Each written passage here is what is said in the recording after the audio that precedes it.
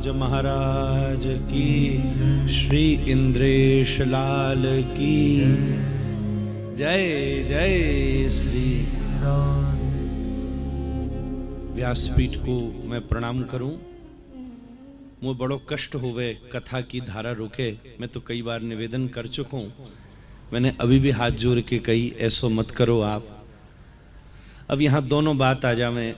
शरणागति जब व्यासपीठ के आश्रय में बैठे तो बाकी आज्ञा माननो भी एक स्वरूप होवे, नहीं तो अपराध हो जावे। मैं अगली बार के ताई एक निवेदन करूं भैया सो।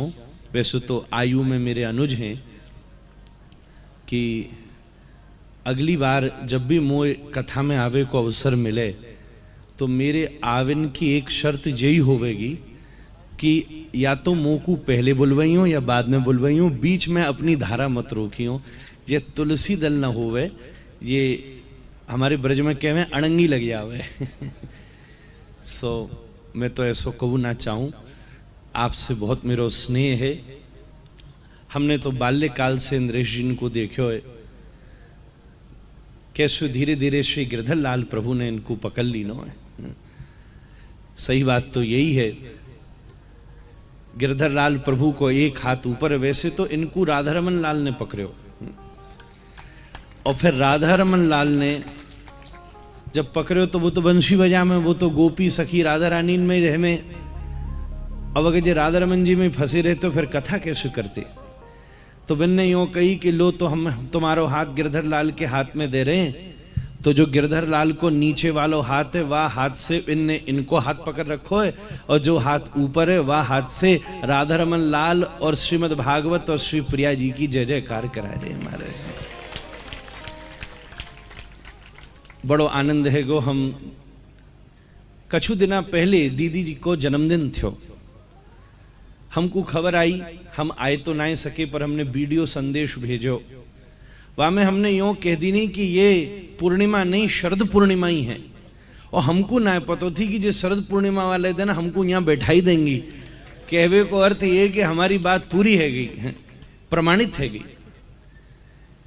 ठाकुर जी की ऐसी कृपा भाई, महीना भर पहले आपने मोसू आवे की आज्ञा करी। जब तो मैंने हाथ जोड़ ली ने, चूंकि राधारमन जी में कल को उत्सव है। जिस समय को उत्सव होवे वह तिथि को निर्णय हो, या में भ्रम की जरूरत नहीं है। अगर रात्रि भर को उत्सव करना हो तो आज ही होवेगो।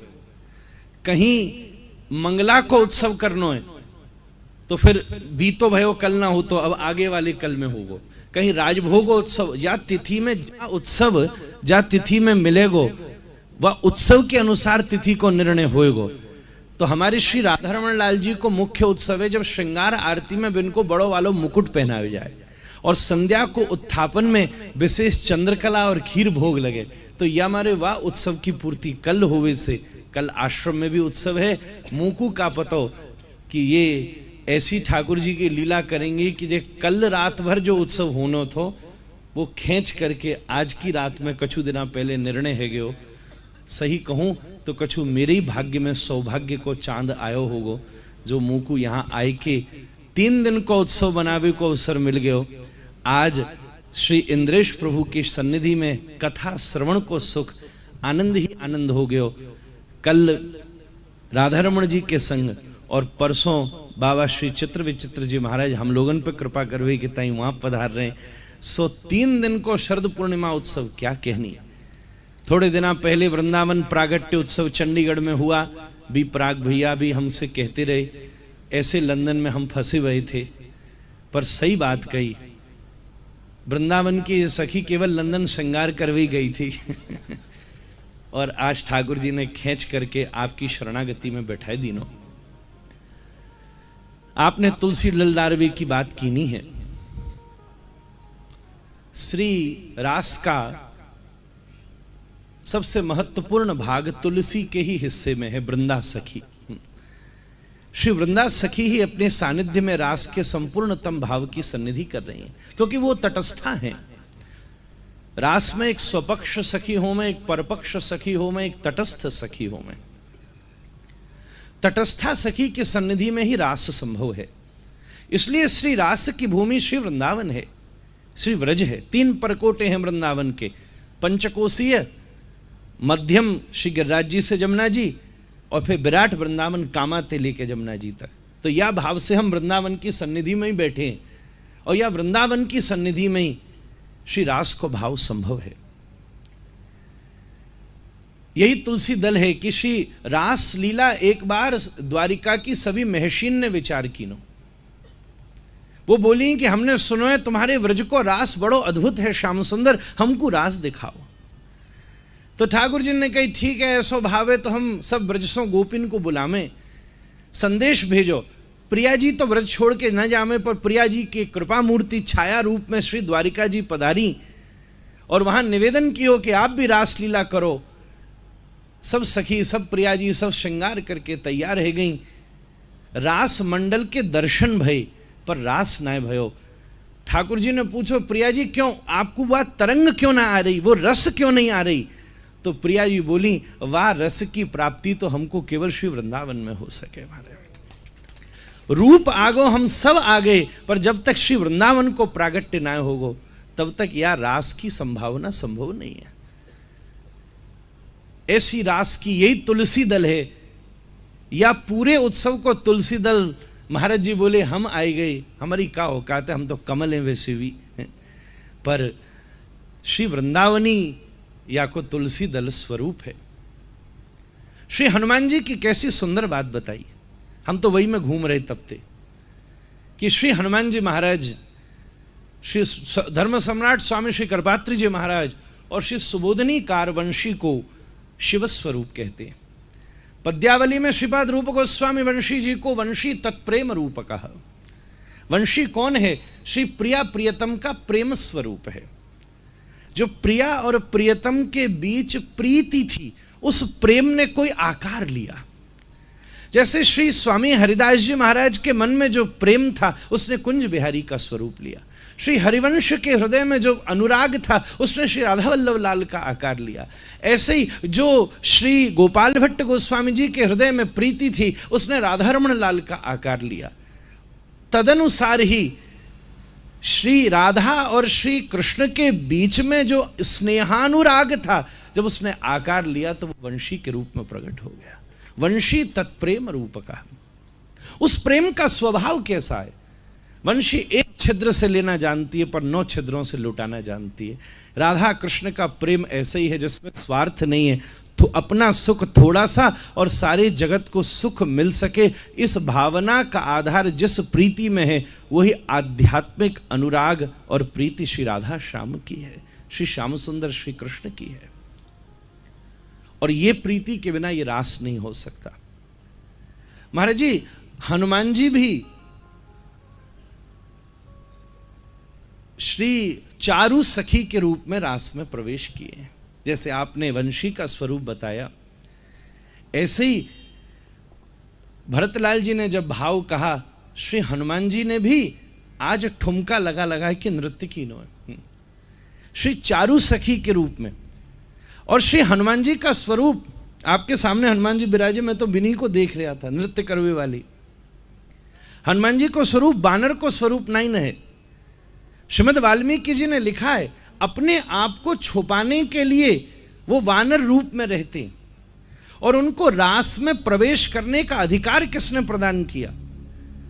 जिस क्षण श्री हनुमान जी ने वृक्ष के ऊपर बैठ करके रुदन पूर्वक श्री सिया जी को, श्री प्रिया जी को राम कथा का गान किया और अश्रु निपातन हुआ, श्री हनुमान जी को प्रिया जी ने पहचान लिया, नीचे आओ मैं पहचान गई कोई अपना आया है।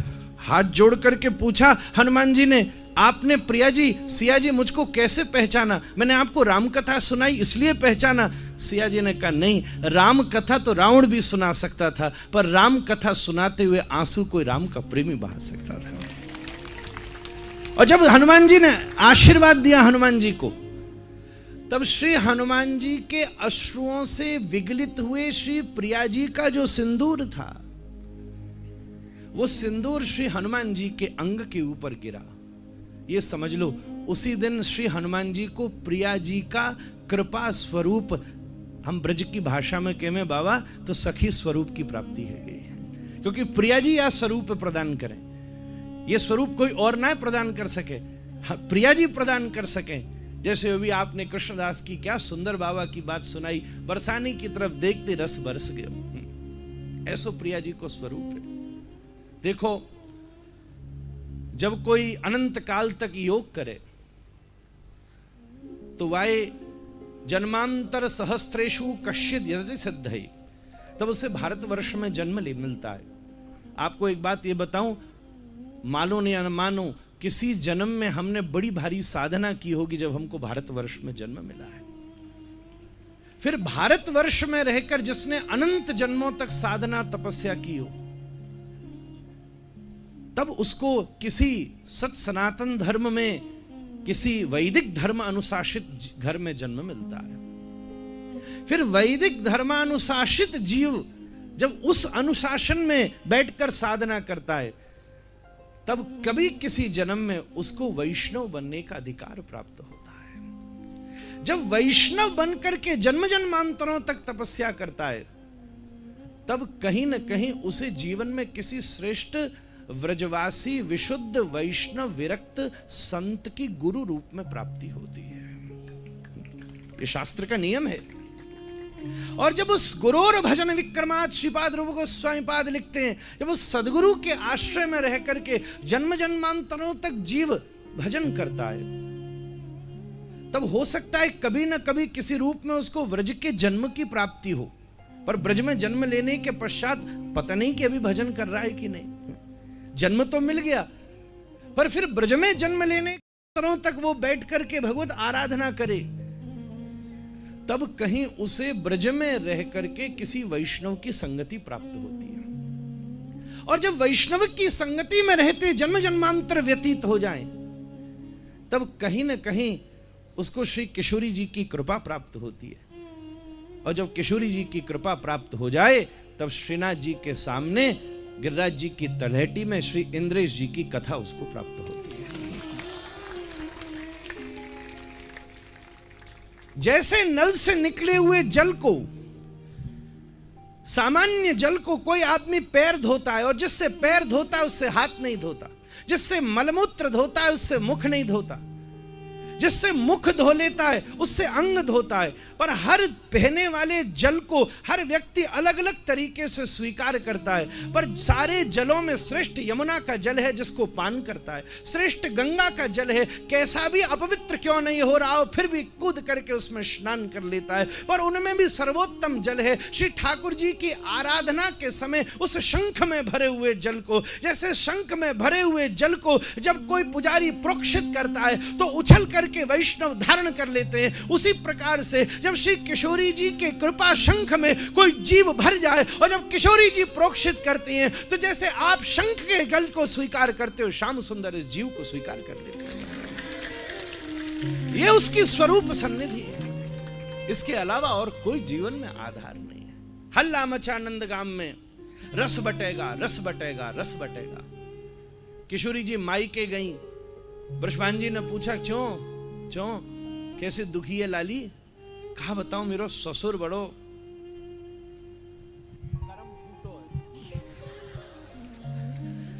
हाँ का है गो को माइक की न हुए जो सुननी बा को भाग्य वो का है गो। बोले कहा बताऊं, रोज लेन लग जावे, रस बटेगो रस बटेगो। और जब बाबा ठाड़ियों में, दीदी ठाड़ियों में, हम सब जैसे थाड़ियों में, तो दरवाजा खोल के पूछे क्यों पात्र लायो पात्र लायो पात्र लायो।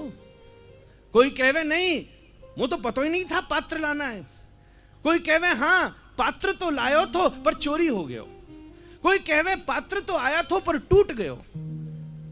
ऐसे ही हम सब लोग श्री श्याम सुंदर के द्वार पर खड़े हैं। कोई कोई ऐसा है जिसको पात्रता तो मिली है पर विषय के समाज में उसकी पात्रता चोरी हो गई है। कोई कोई ऐसा है जिसकी माया और भोग ने पात्रता कहीं ना कहीं तोड़ दी है। और कोई कोई तो ऐसा है मनुष्य देह प्राप्त करने के बाद भी अभी तक उसको पात्रता की प्राप्ति नहीं हुई। हम सब इन्हीं लाइनों में खड़े हैं। ब्रजभान जी बोले प्रिया जी तुम्हारी क्या इच्छा है? बोले मेरी एक ही इच्छा है। क्या? बोले नंद के दरवाजे से रस बटता है तो बरसाने के दरवाजे से पात्रता बटेगी महाराज। आ जाओ हमारे द्वार के ऊपर, गिलास यहां से ले जाना और रस वहां से ले जाना। और जब पूरा कोई ऐसा गिलास हो, मणिमाणिक्य का वैदुर्य नील विद्रुम स्फाट स्फटिक मूर्ति भी, वैदुर्य नील विद्रुम स्फाट स्फटिक मूर्ति का कोई स्वर्ण पात्र भरा हो, और उस स्वर्ण पात्र के ऊपर किसी मानसरोवर का जल भरा हुआ हो, जब सर्वोत्तम जल के भीतर कोई सर्वोत्तम रस की पूर्ति होकर के कोई आस्वादन करता है, तब उसकी सन्निधि कैसी अद्भुत हो जाती है। ऐसे ही महाभाव स्वरूपा हों श्री राधा ठाकुरानी और अखिल रसामृत सिंधुसार विग्रह श्री श्याम सुंदर, दोनों एक दूसरे में पूर्ण दशा में अवस्थित होते हैं। और वृंदावन के रसिकाचार्य जब उस पूर्ण रस का आस्वादन करते हैं, तब वृंदावन में रास का सौभाग्योदय होता है। ये उसकी सन्निधि है। ऐसी रास की दिव्य पूर्णिमा हम क्या बतावें। आहा, कई बार तेज भट्टी में लोहा भी पिघल जाता है। श्री इंद्रेश जी महाराज की मधुर वाणी में मेरा लोहे जैसा कठोर हृदय भी ऐसा विगलित हो गया है कि इस समय उच्छाल तरंगे ले रहा है महाराज। चंद्रमा की चांदनी देखकर जैसे समुद्र में तरंग आती है, ऐसे ही आज शरद पूर्णिमा के चंद्रमा के सामने और फिर श्री इंद्रेश जी की दिव्य मधुर वाणी की जब प्यार चल रही है, ऊपर चंद्रमा और इधर हवा, तो मेरे हृदय समुद्र में भी ऐसी लहर उठ रही है। और चिंता नहीं करना, कभी किसी रसिक के हृदय में लहर उठ जाए तो दो में से एक ही काम होता है। क्या? या तो बाहर खड़े हुए को वो समुद्र लहर से खींचकर अंदर ले जाता है, या अंदर भरे हुए मोती और हीरों को उछाल करके बाहर कर देता है। ऐसे ही जब ये रसिक समाज का मंच जमा हुआ है, श्री इंद्रेश जी महाराज जैसे रसिक समुद्र शिरोमणि बैठे हैं, तो आज दो में से एक ही काम होंगे। या तो यहां बैठा कोई ना कोई जीव इनकी कथा के हिडोले से खिंच करके श्री राधा माधव के युगल रस का आस्वादन कर लेगा, या इनके हृदय में से श्री युगल प्रेम का कोई मुक्ताहार उछल के आपकी वाणी को पवित्र सिद्ध और शुद्ध कर देगा महाराज। ये सौभाग्योदय अद्वितीय है महाराज। अतः आप सबने उत्सव करना है, कीर्तन करना है, गान करना है, नृत्य करना है। आज श्री इंद्रेश जी महाराज ने बड़ी सुंदर, मैं तो बैठा बैठा तरंग, आहा, मैं ये कह के आया था 15 मिनट के लिए आऊंगा, मुंह खुद ना पता चली 1.5 घंटा कांते निकस गयो महाराज। ऐसो आनंद है गयो। और मेरी कितनी हुड़क थी, क्योंकि वहां के भी मैं चित्र देख रहा था, खबर ले रहा था चंडीगढ़, क्या हो रहा है क्या हो रहा है, हो ही नहीं सका मैं वहां, ऐसा उलझा। तो यहां दोनों उत्सवों की कसर पूरी कर रहा हूं। यही भाव है। ऐसी तरंग आ रही थी महाराज जी। आप बोले कि ठाकुर जी ने श्रृंगार करके सोचो कि मैं अपने विरह में कैसे रोऊं। ए गोपी तू क्यों नहीं रो रही। क्या मधुर मधुर भाव है। ये भाव आपको किताबन में नहीं मिलेंगे, ये पढ़ के नहीं, ये देख के मिलते हैं महाराज। ये पढ़ के नहीं मिलते। टटोले ना 36 और किताबें कहीं ना दिखवे वाली। जो आपने बात कही है, हम लोग तो उसी तरफ के, इसलिए हमको मालूम है। ये पढ़ के ना मिले, ये देख के मिले। कबीर ने कही, तुम बोलो पोथिन की लेखी, मैं बोलूं आंखन की देखी। आपने क्या अद्भुत बात कही। और उसमें मुझे एक बड़ी भारी तरंग आ गई, अपने घर की बात याद आ गई। आप बोले श्री ठाकुर जी खड़े चुनरी डार करके। ठाकुर जी गोपी ने सोची तू क्यों हंस रही है, सबरे रो रहे हैं। तो ठाकुर जी ताक रहे थे कि ये गोपिन को विरह में कैसे सुख मिल रहे हो।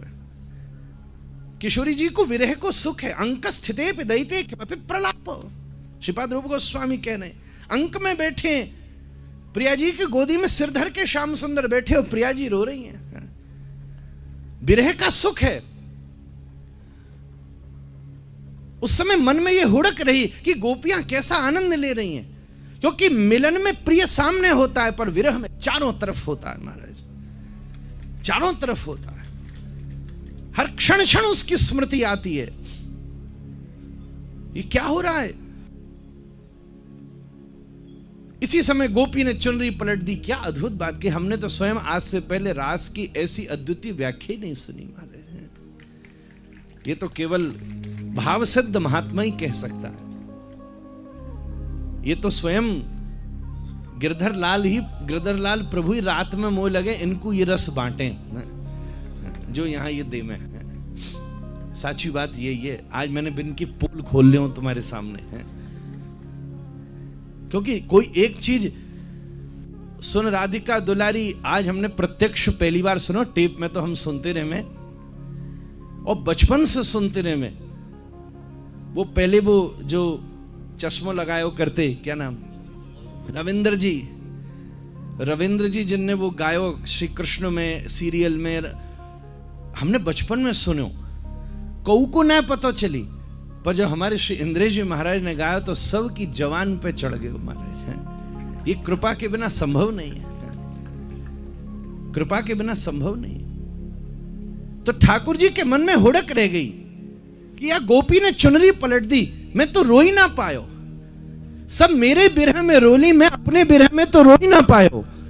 और जब श्री ठाकुर जी की ये कामना हुई कि मैं अपने बिरह में रो नहीं पाया, तब उसी कामना को पूरा करने के नवद्वीप में चैतन्य महाप्रभु का प्रागट्य हो गया। उसी कामना को पूरी करने के लिए गौर सुंदर नवद्वीप में प्रकट होकर के आई नंद सनुजः किंकिरम पतितम माम विषमे भवाम्बुदौ कृपया तव पाद पंकज स्थित धूली सदृशम विचिंतये। कृष्णदास बड़ा सुंदर गाता है, अमदिर प्राण गोरारा, अमदेर अमदेर अमदेर प्राण गोरारा, कृष्ण बिहरिणी उन्मादिनी प्राण गोरारा। बोलो बोलो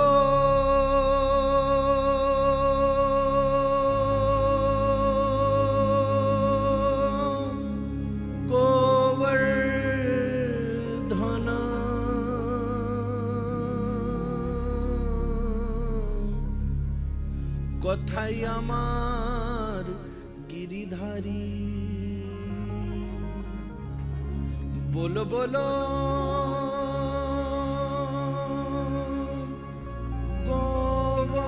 গোবর্ধন কথাই আমার গিরিধারী, আমাদের प्राण गोरा। हमको तो गानों भी ना आवे, कभी हमारे खानदान में कौन ना गायो, ये तो ये कह तो रहे वे पीछे, और इतनी देर से संगति को असर लगे, ये बगल में बैठे ऐसे ऐसे सुर लगा रहे, राग लगा रहे, हम बोले कछु बहती गंगा में हम भी हाथ धोई ले में मारे। अतः ये गौर सुंदर की प्राग भूमिका बनी, क्या सुंदर बात हो गई। जो चुनरी पलट दी वो बात रह गई थी, आज तो हम आपसे ये बात ले जा रहे हैं, अगर आप कहो तो प्रसादी में अपनी कथान में आपको नाम लेके कहेंगे। मेरा स्वभाव है जहाँ सो बात मिले वकी याद करके कहनी चाहिए। ये कहेंगे कि भाई महाराज जी गिरिराज जी में इंद्रेश जी बोले थे कि ठाकुर जी वही गोपी बन के डोले, इनकी हुड़क रह गई, और वो हुड़क हमारे नवद्वीप में गौर सुंदर ने पूरी करी है। यही महाप्रभु का स्वरूप है। हम बहुत टाइम आप सबन को खाई गई, हम तो आप सो पहले ही कह रहे मत बुलवाओ, हाँ? अब ये लफड़ो है गयो, सो इतनी देरी है गई, सो क्षमा। अब हम आप तो हमारी तकलीफ समझ ही सको, हम आप बोरवे वाले 2-5 मिनट में कहाँ से निपटा सकें, है ही ना सके ये, या हमारे थोड़ो शायद 15-20 मिनट को टाइम खा गयो होंगे मैं। सो बाकी टाइम वो क्षमा करियो और मेरी ध्यान रखियो, अगली बार आपकी आज्ञा है सो मैं समय ऐसे ही देख के आऊँगा कि जब आप व्यासपीठ पे, हैं महाराज जी मैं लंदन से आ रहा हूँ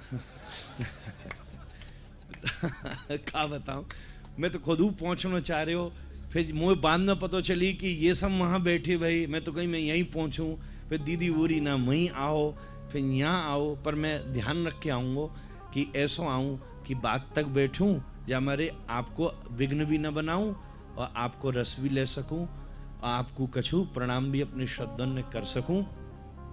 सो कल मैंने आपको अपने यहाँ को भी न्योतो दियो था अंग्रेजी तारीख से, तो हमारे लाला को वो है, सो यहीं आपको दर्शन है गयो।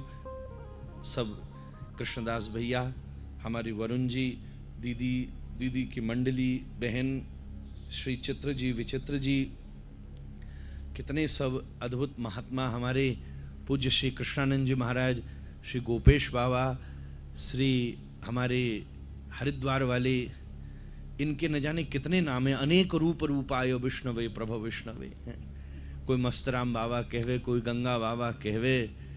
हम तो आपको अपने मन की बात बतावे, हम तो मधुमंगल बाबा के में हमारे ब्रज को मधुमंगल ऐसो ही होते हो हमारे। सो हमारे सब भैया भी, पराग जी भी, और सब सखी जन, सखा जन सब बैठे हैं। आप सबन को दंडोत करूं, सब और सब रसिक जन, कछु नाम रह गए, आप मेरी यही आहुति स्वीकार करो। महाराज जी को फिर से ठाकुर जी सो क्षमा कि मैंने ये विघ्न डाले हुए बीच में। पर सुनो, बहती नदी में जब डैम बने तो नदी रुक जावे, और जब डैम खुले तो का हुए पता है आपको? हमने एक बार भागड़ा नागल खुलते देखो, बहुत बचपन में पिताजी ने भेजो, ओहो धड़ धड़ धड़ धड़ धड़ धड़ धड़ धड़। तो मैं अब डैम को दरवाजा खोरवे वाला हूं, और खोरवे के ताई आपको हाथ ऊपर करके जय जयकार करनी पड़ेगी। और जैसे ही डैम को दरवाजा खोलो और फिर देखो यहाँ पे क्या रस की नदी बहवी वाली है महाराज। इसलिए जोर से बोलिए श्री गिरिराज महाराज, श्री राधा